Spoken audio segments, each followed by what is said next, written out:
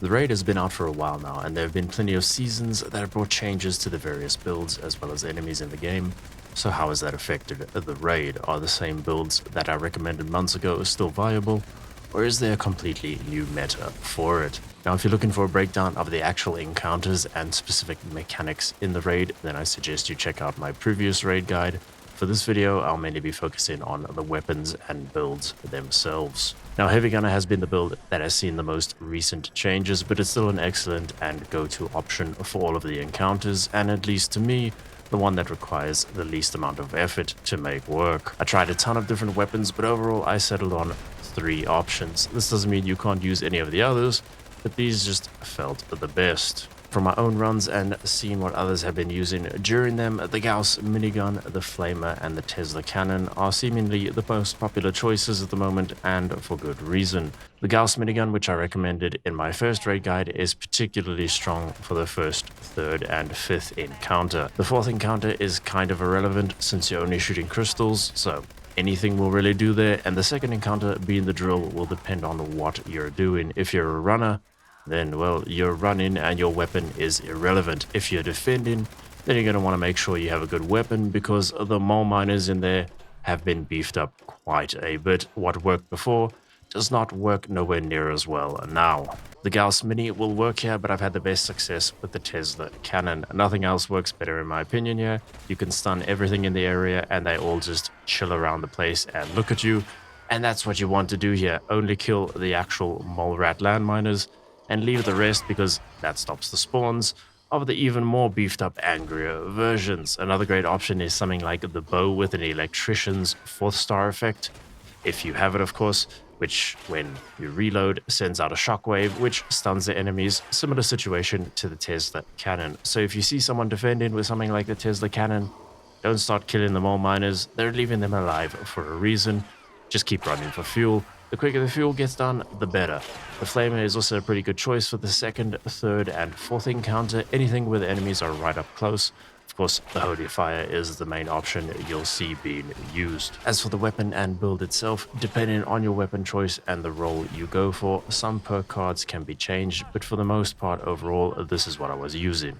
So for the Gauss minigun, I had an anti-armor explosive roll with Polished as the 4th star effect, and then I slapped on the Tesla Coil Dynamo for 600 in the magazine, just so you can keep that DPS going longer, and then of course that works with some of the new perk cards as well. As for the Flamer, of course, Holy Fire, Vampires, Rapid, Swift, and then I slapped on Pyromaniacs there, because, well, Pyromaniacs just makes sense. And as for the Tesla cannon, again, anti-armor, and this one was a VATS roll, even though I wasn't using it in VATS, so technically could have gone for something a little bit better there for the drill encounter, but hey, it seemed to work just fine.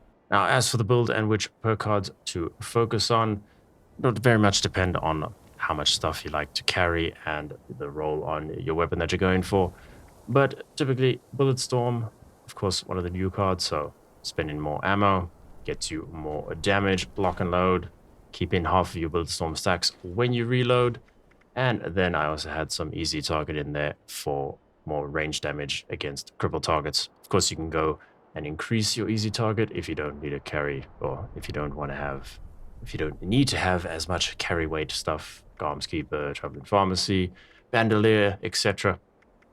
So if you want more damage, you can get more of it out there.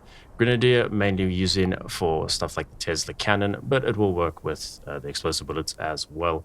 Center Masochist for the range damage buff, Tank Killer for the armor penetration, Tormentor, more damage for crippled limbs, and then Number Cruncher, of course, for the increased damage per AP cost. So the more AP cost your weapon has, the more damage boost you will get out of it. Tenderizer for some more damage there. Demo Expert, again, for the explosive bullets.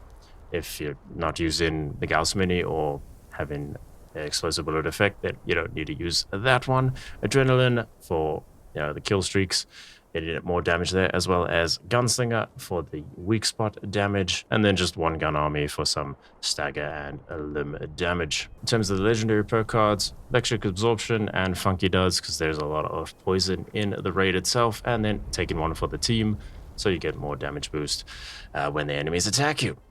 As for the power armor set, it's a full Overeater's Union set, specifically for that poison resistance, and then I also had Rangers as the 4-star effect. Now, at first, Commando didn't feel that great in the raid. It wasn't bad, it just felt like a hell of a lot more effort than it should be needed. Stuff like your fixes and handmaids, etc. was fine and got the job done, but I wasn't really too happy with them. That all changed when I swapped to the Elder's Mark. If you want to use Commando in the raid, grab yourself an Elder's Mark. It's ridiculously good. It's great for all of the encounters. It just felt right. But another popular choice is still the Enclave Flamer, which quite a few people like to run as well.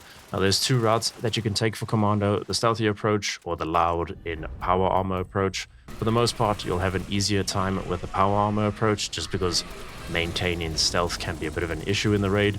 So it's just more consistent and less to worry about, which I think for most players is what they want, not necessarily the absolute min-max approach. As for the weapon, I stuck with the Furious effect on Elder's Mark and just slapped on Explosive as my 2nd star and Pinpointers as the 4th star. You could go for a more VATS-focused approach. I just personally like the Explosive effect. It already has a larger magazine size and faster fire rate, so I didn't really see the need for quad or rapid here. I'd rather get the extra damage out of something like Furious or Anti-Armor Bloodied instead. If you're going for something like the Fixer or the Railway, then maybe quad is a better option, but I'd still recommend trying out Elder's Mark as your go-to option here. Elder's Mark, so got that Furious Explosive roll with Pinpointers. So yeah, grab yourself an Elder's Mark. For the perk cards, again, easy target coming in, and also chucked on a Bulletstorm here, because got a fairly decent sized magazine with Elder's Mark, so just a little bit of a boost coming in, and I had the cards, or I had the points to spare. Number Cruncher again, Tormentor, Tank Killer, Center Masochist. Also chucked in some Skeet Shooter with Concentrated Fire and Awareness, just because I was using VATS quite a bit here as well. Tenderizer still there, Demo Expert, because again, still using the explosive bullets, and then over in Agility, this will depend if you want to take, a stealthier approach. So I just had on Escape Artist here, but I wasn't really going a full stealth approach with this one. So Guerrilla Expert, Gunslinger Expert, of course, for the onslaught stacks, and then a Gunslinger again for that ranged weak spot damage. Better criticals, because I was using it in VATS. Grim Reaper Sprint to get your AP points back, especially in something like the second encounter for the drill if you're defending with Elder's Mark. Pretty useful there. And then legendary perks, if you are going to be stealthing, then follow through will play in nicely. But besides that, exact same run or loadout as the heavy gunner one. Now, coming out of nowhere, we have bow builds, which before the latest patch were always very niche. Now they're extremely mainstream, but does that actually translate to the raid as well? And yes, it does. The first encounter, a bow can absolutely demolish the shield, the Guardian, no problem at all, and then really high damage per shot. You'll get through the Guardian's health pretty quickly. Of course, assuming it doesn't bug out and just give you really nice high damage numbers and the health bar doesn't move at all, which happened quite a few times to me. Bows aren't DPS machines because of the slow fire rate, but because they hit super hard right now, they're still very effective and have other uses, like in the second and third encounter, thanks to Hat Trick, which ricochets your shots around the place. It can help for ad clear as well as dealing with the iBots, but that's assuming Hat Trick works, because at the moment it's also a bit of a mess. I already mentioned the usefulness of using Electrician's bow for the second encounter. I wouldn't recommend a bow for the fourth encounter, but everywhere else the bow will serve you well. You can't use bows in power armor though, so just be mindful of your health and survivability, because you will have far less of it. But if you can manage that, then you'll be fine. As for the bow, of course, Burning Love. You can't change the legendary roll on that, so it is the Assassins with the VATS hit chance there. But you do get that nice built-in fire damage, and then I chucked on the poison arrows, but explosive arrows will work also very, very well. If it wasn't Burning Love, then of course it was, like I said, anti-armor compound bow, so anti-armor explosive bow there, with pinpointers as the fourth star. Similar setup again, easy target over in strength. Bow before me for the armor penetration, deal sealer for the increased damage for each impairment. So again, the fire and poison will get you increased damage there. Hat Trick for the ricocheting around. Center Masochist, Tormentor, and Number Cruncher still there. Tenderizer still there.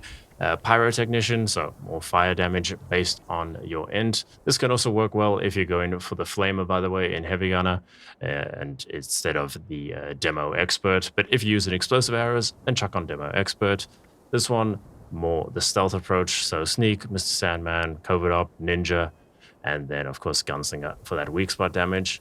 And then better criticals again, because I was using VATS and Grim Reaper Sprint, and then same in the legendary cards follow through, because definitely was stealthing with the bow. Now, melee builds have only ever been a great option in certain parts of the raid when they were bugged and doing way more damage than intended, or when you could, land on top of the Guardian and instantly delete its health bar with an auto axe. But since fixes have come and those situations are no longer viable, how is something like the auto melee performing in the raid? Well, it's still really only an option in the second encounter if you're defending, and in the third encounter against the squad.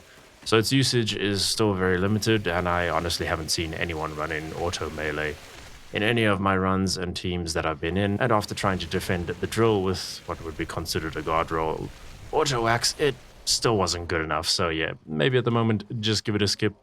It doesn't feel great. Now, I have also seen some really interesting setups, extremely niche, but really cool options nonetheless. I've had runs where players were using something like a Cryo Crusader pistol to freeze the Ultrasight Terror in place. It's not a DPS machine, but certainly got the job done.